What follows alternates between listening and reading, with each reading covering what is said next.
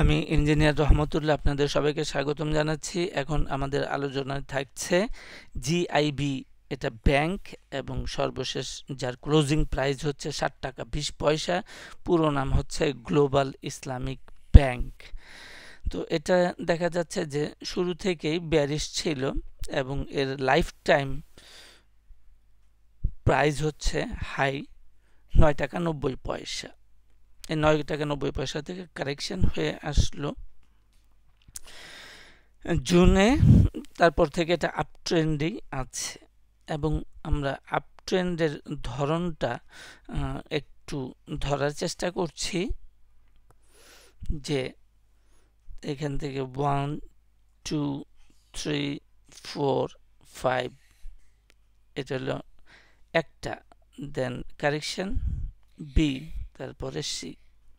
তাহলে পরিষ্কারভাবে বলা চলে যেটা একটা 3 wave structure, A B C 5 3 5, এবং পরের অংশটা আরো পরিষ্কার যে এখানে নেমে আসলো এ, উপরে গেল বি, আবার নিচে নেমে আসলো সি। তাহলে আমরা লিখি যে প্রথম আপট্রেন্ড যেটা আমরা পেলাম খুব পরিষ্কারভাবে এটা হচ্ছে ওয়েভ এ, তারপর নেমে আসলো ওয়েভ বি। তাহলে এই ওয়েভ এ যেহেতু 3 ওয়েভ স্ট্রাকচার, তাহলে আমাদের এই আপট্রেন্ডটা কারেক্টিভ, এটা আপট্রেন্ডে আছে, চলমান আপট্রেন্ডে আছে জুন থেকেই, এই বছরের 2024 জুন থেকেই আপট্রেন্ডে আছে, কোনো সমস্যা নেই। কিন্তু আপট্রেন্ডের ধরনটা হচ্ছে কারেক্টিভ, অর্থাৎ এটা হায়ার হাই করে বিরাট বড় কোনো র্যালি তৈরি করবে এই রকমটা এখনো পর্যন্ত কোনো ক্লু খুঁজে পাওয়া গেল না।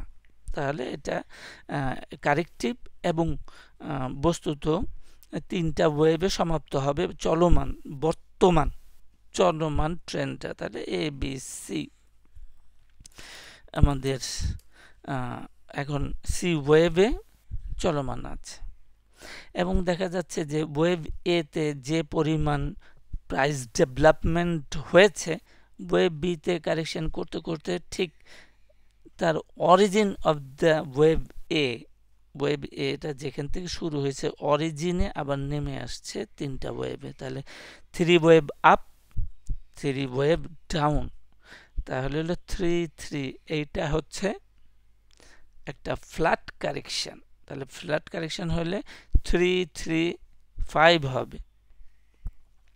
তাহলে ফ্ল্যাট কারেকশন হলো এ বি সি সমান হবে, এ হচ্ছে 3 ওয়েভ, বি হচ্ছে 3 ওয়েভ এবং সি হবে 5 ওয়েভ। এইভাবে এই 5টা ওয়েভ এ সমাপ্ত হয়ে যাবে আপট্রেন্ডটা।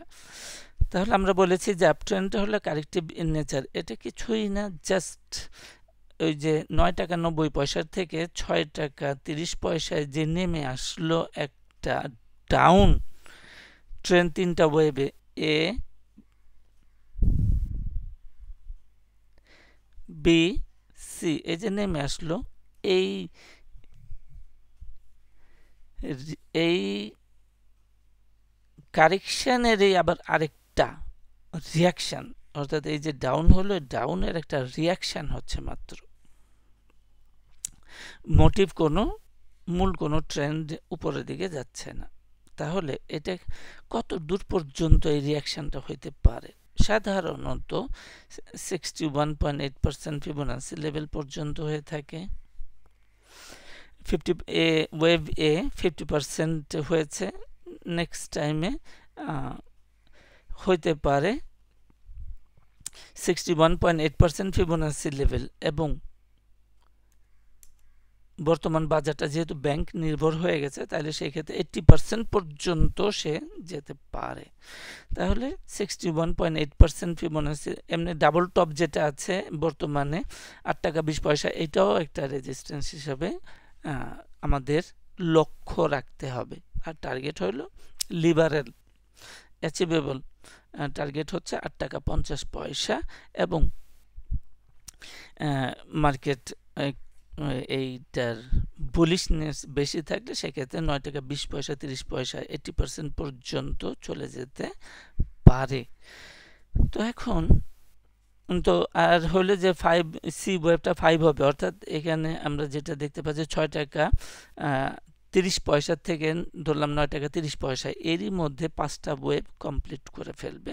কমপ্লিট করলে আমাদের ওয়েভ এ, বি এবং সি বৃহত্তর 3টা ওয়েভ কমপ্লিট হয়ে একটা প্যাটার্ন কমপ্লিট হয়ে যাবে এবং সাথে সাথে আপট্রেন্ডটাও কমপ্লিট হয়ে যাবে বলে আশা করছি। এখন যেটা কথা হলো যে আমরা কিন্তু বলেছি যে সি ওয়েভে প্রাইস চলমান আছে, তাহলে এটা আপট্রেন্ডে চলমান আছে, তাহলে সে কোনোভাবে কোনো অবস্থাতে কোনো লোয়ার লো করতে পারবে না।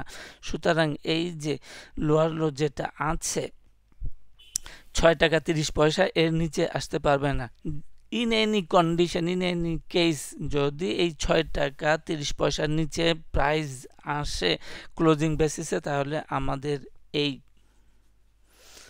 অ্যানালাইসিস সম্পূর্ণ বাতিল বলে গণ্য হবে, ইনভ্যালিড হয়ে যাবে। এবং এইটাই, এই 6 টাকা 30 পয়সাই হচ্ছে এই অ্যানালাইসিসের স্টপ লস। তো ভালো থাকুন সবাই, সাথে থাকার জন্য সবাইকে ধন্যবাদ। আজকে এই পর্যন্তই।